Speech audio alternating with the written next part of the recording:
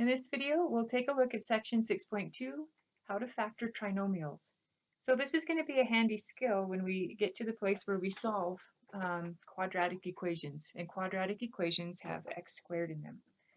So factoring a trinomial with a leading coefficient of 1. First of all, what's a trinomial?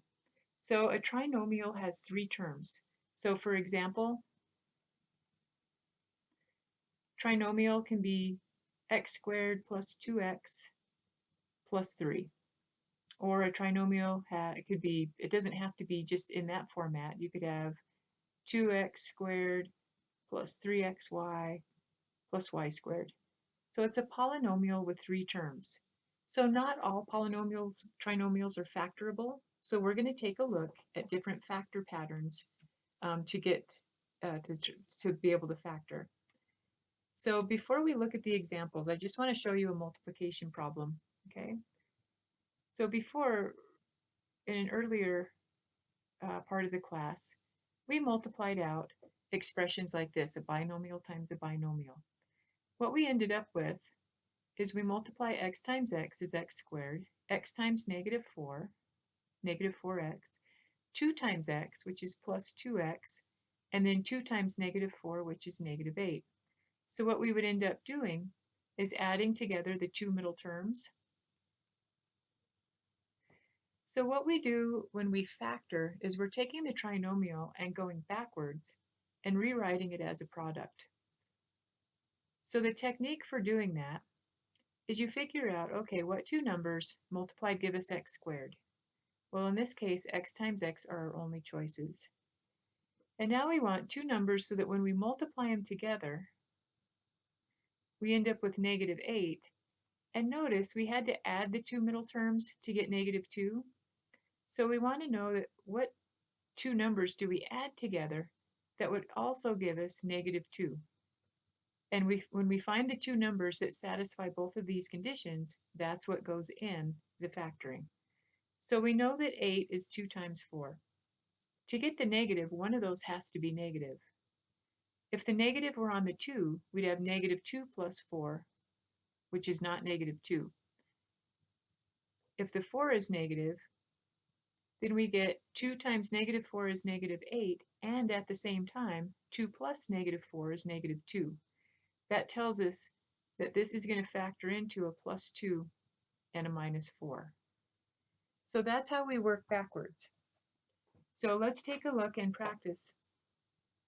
The first example, x squared plus 3x plus 2. I know that x goes in the first spot.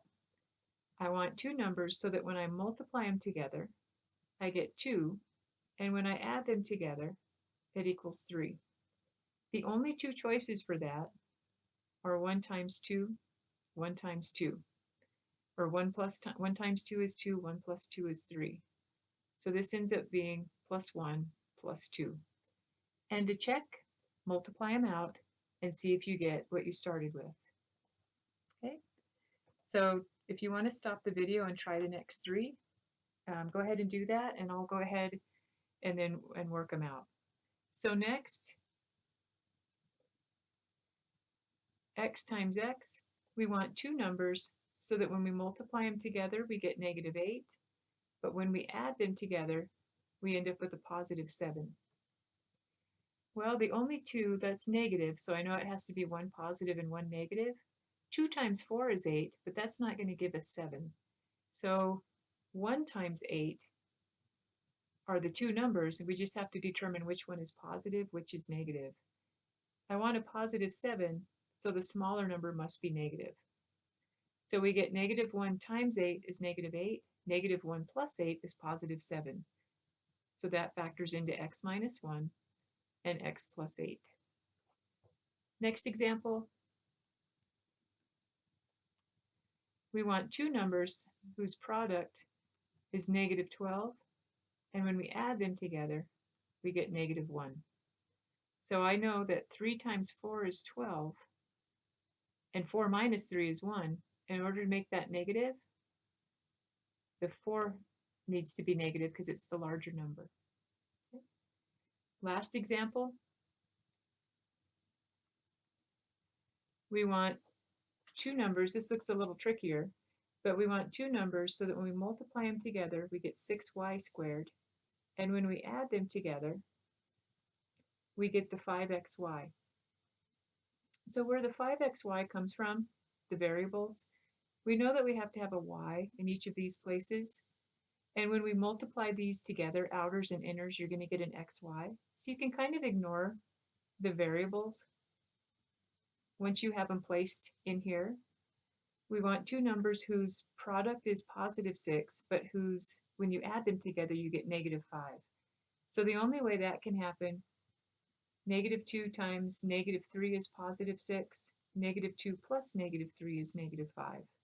So that's going to be minus 2y and minus 3y. Okay, so those are a little trickier.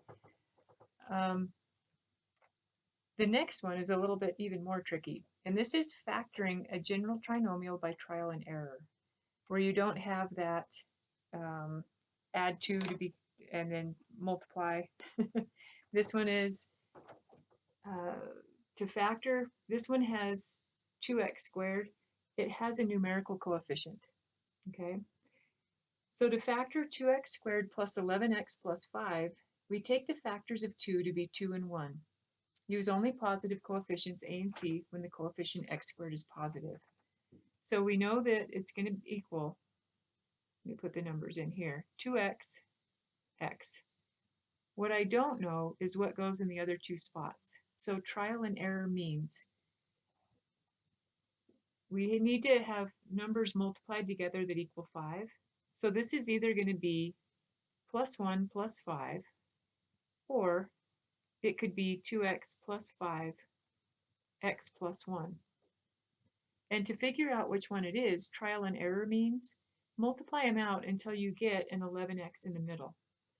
So if I multiply the outer two, I get 10x plus 1, which is 11x, 1x. 2 times 1 here, 2x, plus 5x is only 7x. So this is the combination that I need that will give me the correct term in the middle. So trial and error really does mean try values until you find the combination that works. So if we're going to factor 4x squared plus 4x minus 3, there are a lot of possibilities. So 4x squared could be 4x times x, or it could be 2x times 2x. So you have more than one possibility now for the first. The 3, to get a 3, it's 1 times 3. It could either be 1 times 3 this way, it could be 3 times 1.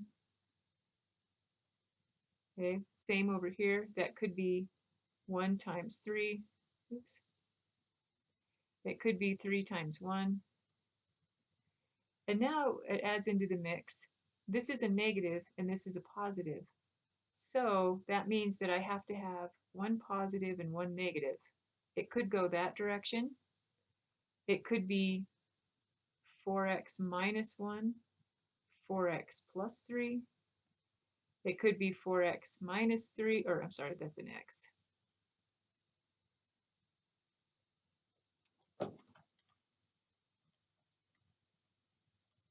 Let me get back down there. Okay.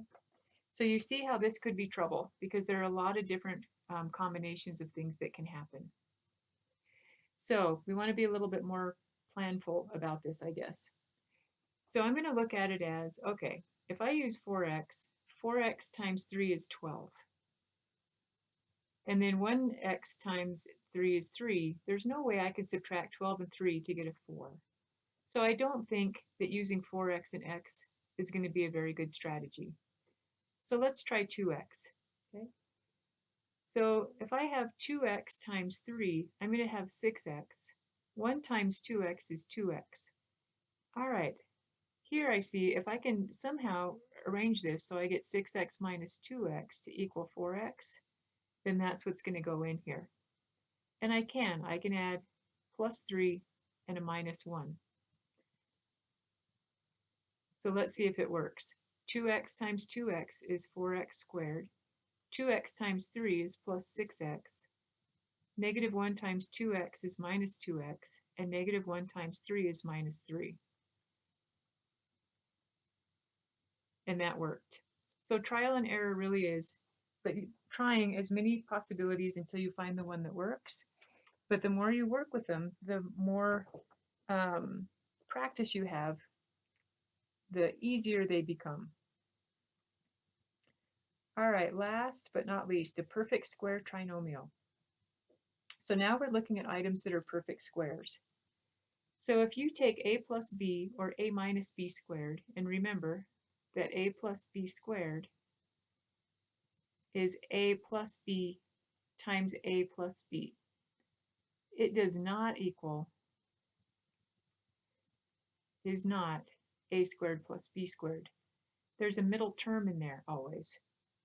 So you're looking for factor patterns in the trinomial. If you have a perfect square, and the middle term is 2 times a times b, then it will factor into a plus b squared.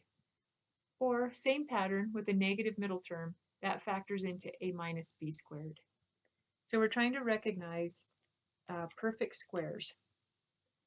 So example number 1, here's how it works. Is the first term a perfect square? Yes, x. Is the last term a perfect square? Yes, that's 6. Is the middle term 2 times your two perfect squares? 2 times x times 6 is 12x. Answer is yes. So this factors into x. We use a minus because the middle term is a minus squared. All right, let's try the next one. We have 4x squared is the first term. Is that a perfect square? Yes, the perfect square is 2x.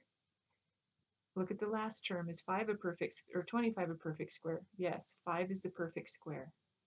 Is the middle term 2 times the first and the last? So we have 2 times 2 is 4, 4 times 5 is 20. Uh-oh, that's 25, that's 20. So that is not a perfect square. And as a matter of fact, it might not factor at all. And if it doesn't factor, it's called a prime. Okay, so it's a prime polynomial or a prime trinomial. So that one doesn't factor because the middle term would have had to have been 20x and then it would have factored. Last example, 36x squared, 6x is the perfect square, 49y squared, 7y is the perfect square, and then you ask, is the middle term 2 times 6x times 7y? Well, 6 times 7 is 42 times 2 is 84xy. Yes, they match up. So this factors into 6x minus 7y squared. All right, factoring takes practice. And there are quite a few on the homework to help you get used to the factoring.